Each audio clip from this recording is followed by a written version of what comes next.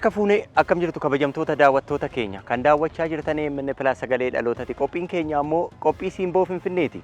Qophii keenya Siimboo Finfinnee har'aatiin misooma koriidaraa marsaa lammaffaa keessaa tokko kan ta'e Inxooxxoodhaa haga Qacaneetti kan ijaarame kan ilaallu ta'a. Misoomni kun maal of keessatti haammate? Jiraattotni naannawaa misoomni kun itti hojjetame kanaan dura jiraachaa turan jireenya akkamii gaggeessaa turan? Erga hojiin misooma koriidaraa kun hojjetame ammoo maaltu jijjiirame? Maal taajjaban kan jedhu qophii kanaan kan simbiraan geenyu ta'a. Qophicha EMN Plus sagalee dhalootaa fi abbaa taayitaa bulchiinsa misooma koriidaraaf qarqara lageenii magaalaa Finfinnee waloodhaan kan qopheessanidha. Qophicha kan dursan Guddataa Jamaati. Nu faana turaan affeerraa keenya nu duukaa bu'aa. Nagaa jirtu? Naguma galata. Naguma. Baga jiraattan. Amiin bakka hojiin inni jiraachise waan. Misooma kanarratti bashannanaa jirtu? Amma ka. Eeka. Dur maal ture mee? Dur immoo qoshasha dhagaa akkaabaabiin keenya. Gadi baaneetu walan teenyu fincaan isaa sumaa, qoshashaan isaa sumaa, waa miiccinees asumatti gannaqnaa gara lagaatti galaa. Naannoon kun kana fakkaata. 52 jiraadhe naannoo kana. Asumattan ijoollee afur dhale. Asumattan ijoollee akka asumatti naannoo kanattan argadhe. Nun teessisu qoshasha isaa maal nun teessisu shintibeeti dha'oo ixaabii dha'oo kana fakkaata naannoon kun akka ammaatti qalxam jedhee nuun galle malee maa rakkachuu jiru. Gadi baanee rakkoodha. Gadi baanee qoshasha argina. Gadi baanee fincaan gadi baanee qoshashaa ijoollee zim jedhanii bakkuma arganitti daayipparii kana gata. Lagatti sin gata. Xirraagii manaas geessinee lagatti hin naqna. Bakka itti dhaqnu hin qabnu. Mannis lagarra jira. Kun hundumtuu namoo bichaadha. Maal goona bakka deemnu dhabneeti ka. Maal hawxii hin qabnu. Maal hawxii hin qabnu. Eessa dhaqa? Konkolaataan hin seenu. Hin seenu konkolaataan eessaan seena? Daandiinis dhabbaabiidha. Karaatti seenus hin qabu naannoo kana. Jiraachuudha tokkichatti seenne eessa deemna jechaadha malee toonuu ta'e numa gallakkisnee deemna. Waggaa baay'een ture. Zeela wuxiin dhufe. Ergasii bakka asuman ture. Naannoon kun mana bichaadha. Mana bichaadha, nama bichaadha. Lagni isaa namni keessa nooree jira. Ganna bishaan hin deema malee duraan qoshashatu itti gannaqama. Lagatti qaxataa deema, tubboodhaan deema. Qoshashaan gannaqamus tubboodhaan deema. Naannoo kana gara waggaa 30 jiraadheera. Yeroo lolaan fidee haree fidu baay'ee ofii keenyaaf hin sodaanna. Mana keenyatti sin gala. Tokkoffaa lolaan hin gala. Laga xiyyoorraa yoo hankootti galuu dideyyuu ollaa kooti baay'ee rakkisa ture. Laga xiyyoo warra jiruu fi baay'ee ajaa. Baay'ee waan fe'e hantuunni illee laga keessaa waan meeqa jira. Tokkoffaa hattuun nu rakkifti. Boorsaa namarraa butu laga keessa galu. Namni illee argu bakka asiin bahee achiin bahee deemuu hin danda'u. Gubbaatii haree namatti fidu baay'ee qoshashaa waan fe'e haree fida. Dur naannoon kun baay'ee qoshashaa. Namni irree kan maajiraatii rukutanii irratti keessatti gatanii. Lagdi kun xiraa sareen adurreen oduutiin itti gatanii qoshashaadha. Baay'ee xiraa funyaan qabanneeti kan darbinoo turreen jiraata ganda kanaati gullallee waggaa 35 jiraadheeraa sani jechaadha. Amman argetti bakka waan tokko waan das nama jedhu hin jiru. Silkii nama dhaanii namarraa fudhatanii laga sanatti deemu namni kaattatee harkaa fudhachuu hin danda'u. Xiraadha. Zim jedhee bakka waanuma kutus jedheedha lagdi kun qarqarri baay'eedha bareedu ture dura. Taayifoodii jedhu taayifasii jedhu kuunfaa qufaadha jedhu ijoollee bakka xeenum xaabaa dhaabbachuun na sadachaa nama ijoollee furan qaba. Xiraadha. Ijoolleen ko torbanii mana marfeen dhaabadha. Guyyaa bakka shiroophii bitamaa leedha qufaadha. Xiraa safarri keessan qulqulleen hin qabu jedhu. Dhuguma immoo laga qarqara san tureen. Laga bakka iddoon sun waan hin godhu hin qabu bakka baay'ee xiraa. Inxiraa maal goonare? Moobaayiliin jira, boorsaan attaquun jira, nama rukutuun jira, waxxaatiin asiin hin deemu keessattuu nadheen waxxaatiin asiin hin deemu. Sa'aatii 2 sa'aatii 1 hin deemu hin darbu. Asuma harkaa butanii laga kana seenu. Kana fakkaata naannoon kun.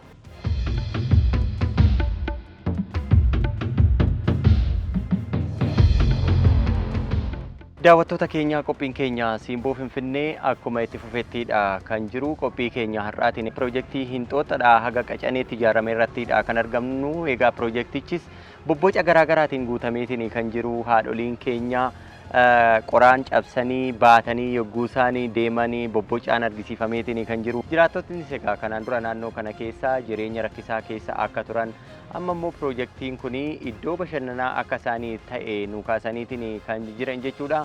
Qophiin keenya Siimboo Finfinnee ammallee itti fufeetiin jira. Nu duukaa bu'aan affeerraa keenya.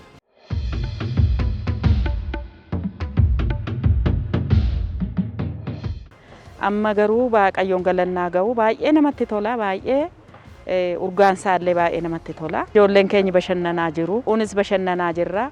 Ani Miggabaan Ejjedhaa mana barumsaati Haatsinaa Akkutolaab jedhama.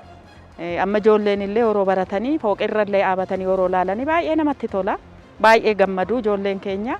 Sanbatayyuu miti mana barumsaati yeroo baanuyyuu kunoo safara kana kanatti akkabaabii kanarratti buna danfifnee ollaan baanee hundumaa hin mari'anna. Guyyaa hunda hin mari'anna. Safara keenyaan waan hin taane kan dhufne hin eegna. Galgalas baanee hin eegna. Baay'ee safara keenya gamaa gamanaayyuu hin eegna. Durii akkanatti wal geessanii bakki itti mari'atan mijataan ture naannoo kana. Waluun arginu bada. Ammi jiru hojii isaa fiigaa. Walitti baanees hin mari'annu. Unkaan isaa miti ollaanuu baay'ee waliin argu. Amma garuu yoo baanus baay'ee jaanatti toluu fi baay'ee naasofna. Yoo akkam jabaanne achi gara 6 kiiloo Ambassaa Gibbii yoo deemne ishii achi kaffallee ijoollee keenyatti agarsiifna madama Waaqaa galatu. Bakka malee nu bareedee amma kun ijoolleen keenya irraa nama akka kootti ijoollee 4 qaba. Barsiifachaa jira akka gaariitti. Iddoo kanas immoo baasee fidee taphachiifachaa jira. Namni nu kaffalchiisu jiru ijoolleen keenya seeraan saakiliirree taphachaa jiru. Borraaqanii mana barumsaa innaa deebi'an bakka ijoolleettu suusii dhumtee safarri kun bakka. Ijoolleen manatti nuun galtu bakka gammadde waan arganiin beekne argani. Halkanis guyyaa fakkaataa waa tokko nuti amma innaa waamamne iddoo kana akkasii jedhani sa'aatii 9:00 10:00 hin baanan sodaan Waaqaa galatu nu eegga kuni nu hojjetamee nu bareede wanti tokko nu qunnameen beeku akka safara kanaatti.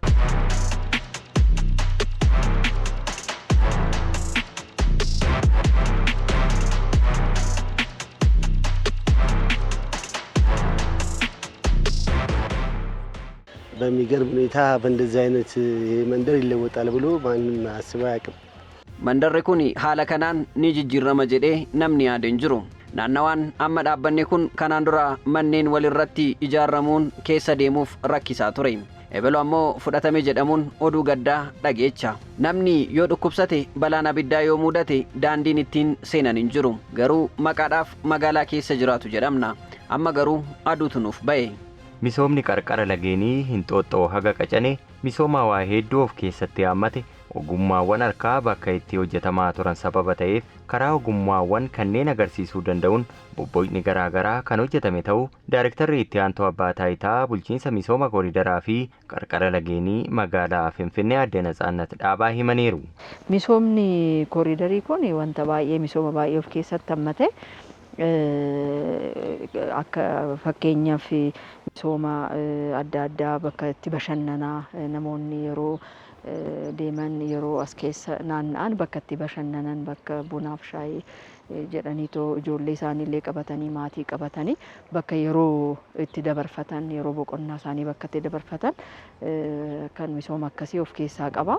Inni biraa bakka daandiin konkolaataa jira. Akkasumas immoo daandiin saayikiliin hojjetameera. Namoonni dargaggoonni saayikiliidhaan akka as keessa deemanii bashannanan yeroo isaanii akka dabarsan daandiin kunillee bu'uurri misoomaa kunillee sirriitti hojjetameera as keessatti. Miilanillee namoonni akka wakka godhanii deemanii fayyummaa isaanii akka eeguu danda'an misoomni bu'uuraa baay'ee dhedheeraa fi gurguddaa ta'e baay'ee hawwataa kan ta'e as keessatti hojjetameera jechuudha. Inni biraa bocooleen adda addaa siidaaleen adda addaa akka fakkeenyatti yookiin immoo akka wanta tokko yaadachuu danda'utti wanti baay'een hojjetameera. Naannoon kun wanta adda addaa ogummaa adda addaadhaan beekama. Bobboca hedduutu as keesseera. Ogummaa adda addaatiin wayaa dha'uun shimmanaan jira akkasumas shaklaan wanta akkasii in hojjetama toora kanaan beekama. Dubartoonni qoraan cabsanii dubartoonni qoraan cabsanii beekaman bakka kanatti dugdatti baatanii karaa fagoo deemanii gurguraa turan magaalatti dhiyeessaa turanii isallee hin yaadata jechuudha. Amma danda'amaa ta'etti garuu atleetonnis akkasuma baay'ee iddoon isaa baay'ee mijaa'aa waan ta'eef atleetonni hedduun bakka kanatti piraaktiis godhanii shaakalanii atleetonni hedduun asii bahaniiru jechuudha.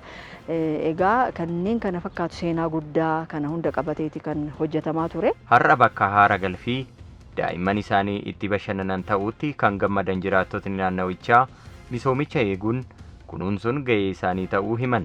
Fuunee olii gadi hin deemna ijoollee keenya nuti iyyuu haara galfannaa asitti buna fa'aa danfifnee wal waamnee ganda warra jiraniin inaasofna waan garaa garaa keenya waaqa yeroo duraa garuu kun hin jiru asiin gara irra ejjattee darbitu hin jiru hin xiraa waan ta'eef qoshaashaadha safarrisaa dura. Ollaan waliin beeku kusan jedha amma gamaaf gamana dhaabannee walii waamuu yoo waamne iyyuu dhageenyan dhageessamna. Baay'ee gaariidha amman bareedaa. Har'ammaa kunoo ko alamii argine.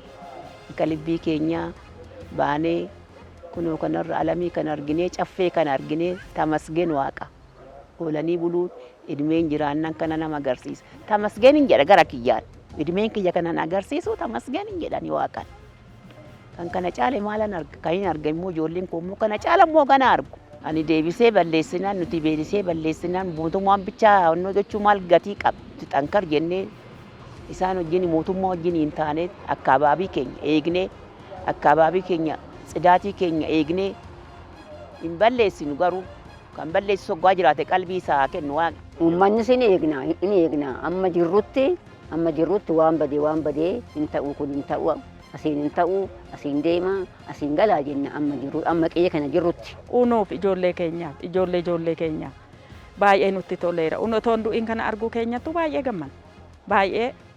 Waaqayyo isaaniif haa tolu umurii isaanii nuuf haa dheeressu hin eegnan kunuunsina galgalaaf guyyaaf halkan irra deemnee ilaallaa maaltu galee maal guyyaas ta'uun ilaallaa hundi keenya iyyuu hin mari'annaa buna dhunnaan danfifnaa ollaan yoo dhufees inni fagooti yoo dhufees yoo keessummaa mana keenya dhufees fuunee finnee kunoo kanadha jennee argisiifna hin bashannansiifna baay'ee isaanitti tolee deemu biyyaa dhufan jechaadha. Hawaasni amma qulqullina isaa eegee qoshaashatti naquu dhiisuu waan tokkorree ijoolleenis ta'ee uummanni namni tokko jirti ani goomattee waan tokko gootu ishii argite xoqqomuu poolisii adda addaatti xoqqomanii namni kun kana godhaa jira miidhaa mootummaan itti xaaree nu hojjete kana akka nu jalaan balleessine namoota jiraataa ganda kanaa ta'e poolisii tokkottis ta'u jiraataa ganda gullallee keessa jiru soo ta'e isaanitti manii akkam eeguu nutu eegaa jirra eegaa akka ganda kanatti jechaadha waan tokko amma irratti gatan dawwaleen qoshaashaasitti gatameera kana nuu kaasaa wanti kun goomiif akkas godhu malee wanti kun bareedaadha adaraa keessan ijoolleen keenya qufaan hin qabu mee adaraa keessan qoshaashaasitti hin gatiin inni nuti ofirraa ittisaa jirran dubbanna. ይሄ ተሰራ አለቀ መንግስት ያስረከበ ነው። Misoomni kun hojjetamee xumuramuun mootummaan uummataaf dabarseera. Misooma kana kunuunsuun eeguun dirqama keenya. Marga biqiltuun osoo hin miidhamiin itti fayyadamuun barbaachisa. Riqichoonni shiboos as ni jiru.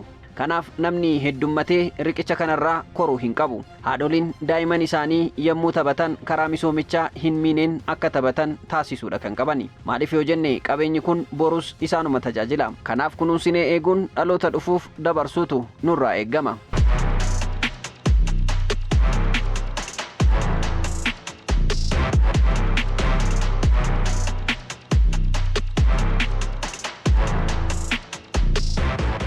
Adde Natsaannat misoomni qarqara lagaa Hinxooxxoo haga Qacanee misooma madda carraa hojii ta'eedhas jedhan.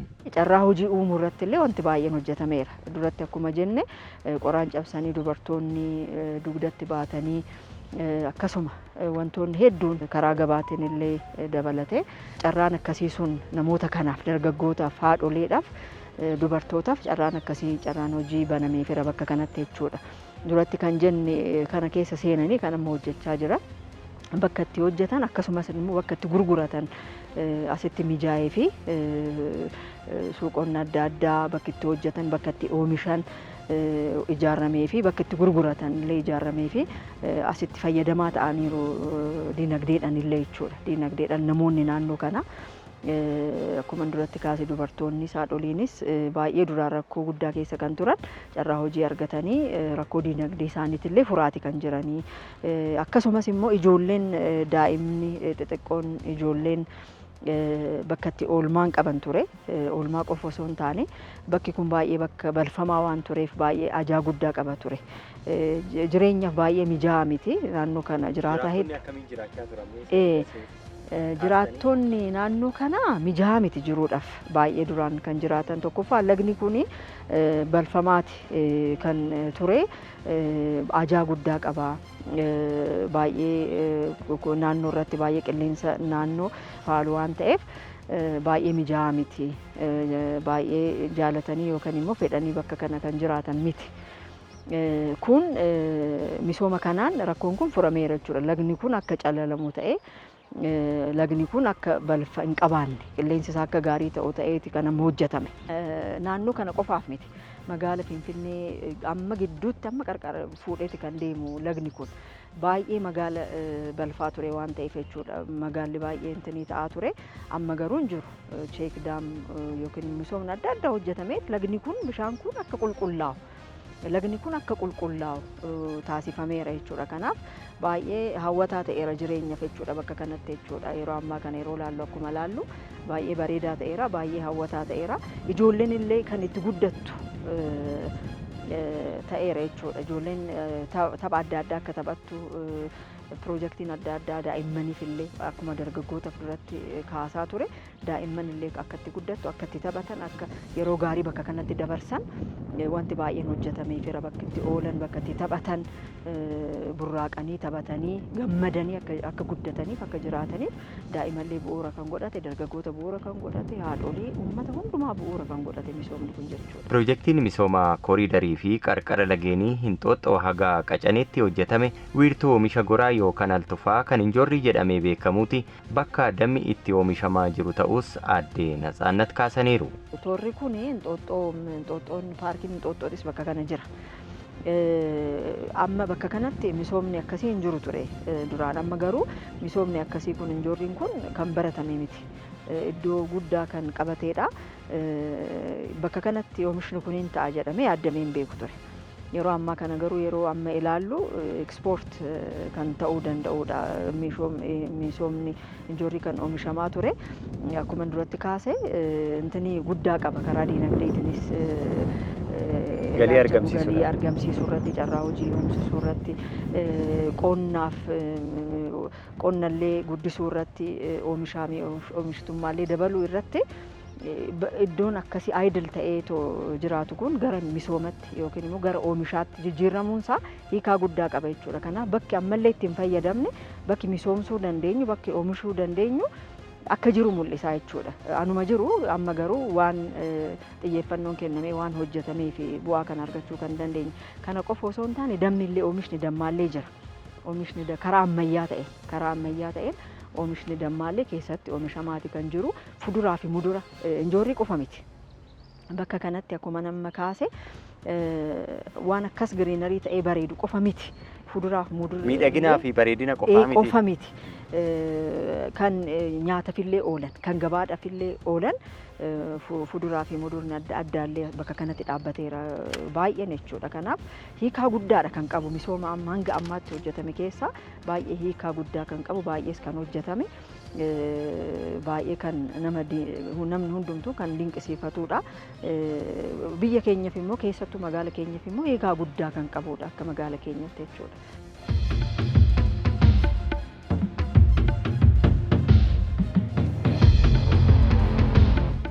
Kabajamtoota daawwattoota keenyaa misooma kooriidaraa marsaa lammaffaa keessaa tokko kan ta'e Hinxooxxoodhaa haga Qacaneetti kan ijaarame irrattidha kan argamnu. Egaa jiraattonni naannoo kana jiraachaa turanis kanaan dura misoomni kun osoo hin hojjetamin jireenya rakkisaa keessa naannoo kanatti dabarsaa akka turanidha kan kaasanii. Yeroo ammaa kana misoomni kun akkanatti miidhagee ta'u bareedee arguu isaanitti akka gammadan yaada isaanii nuu qoodaniitiin kan jiran. Qophii kanas egaa AMN Plus sagalee dhalootaa fi abbaa taayitaa bulchiinsa misooma koriidaraa fi qarqara lageenii magaalaa Finfinnee waloodhaan kan qopheessanidha. Qophicha kan dursean guddataa ajjamaatiin ture. Torban mata duree birootiin walitti deebina. Nama torbanii nu haa taasisu.